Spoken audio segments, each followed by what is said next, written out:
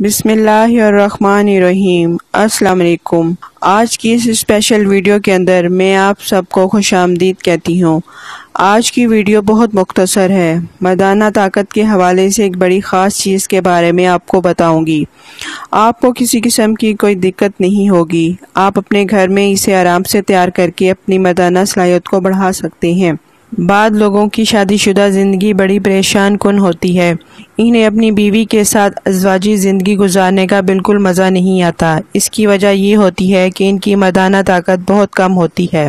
بعض لوگوں کو مردانہ طاقت اتنی کم ہوتی ہے کہ ان کے اندر خواہش بہت کم ہوتی ہے، اگر ہو بھی جائے تو جلد ٹوٹ جاتی ہے۔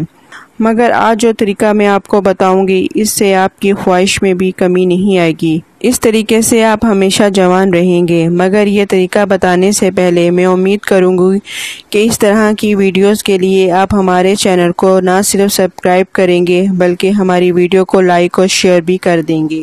اب میں ویڈیو کے عنوان کی طرف آتی ہوں۔ آپ نے کسی بھی پنساری کی دکان سے 7 تولے اسکند لینی ہے۔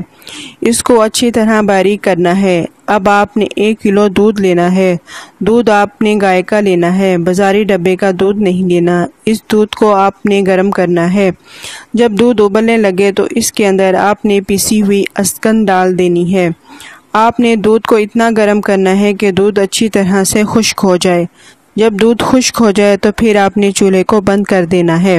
پھر آپ نے 5 تولے مصری لینی ہے اور اسے اسکند کے اندر ڈال کر اچھی طرح باریک کرنا ہے۔ آپ نے پیسی ہوئی اسکند اور مصری کا صفوف روزانہ استعمال کرنا ہے۔ اس کا طریقہ کار یہ ہے کہ آپ پیسی ہوئی اسکند اور مصری کا آدھا چمچ دودھ کے ساتھ استعمال کر لیا کریں۔ اگر آپ کو اس کا ذائقہ کڑوا لگے تو پھر آپ اس کے اندر 1 چمچ شہد کو بھی ملا سکتے ہیں۔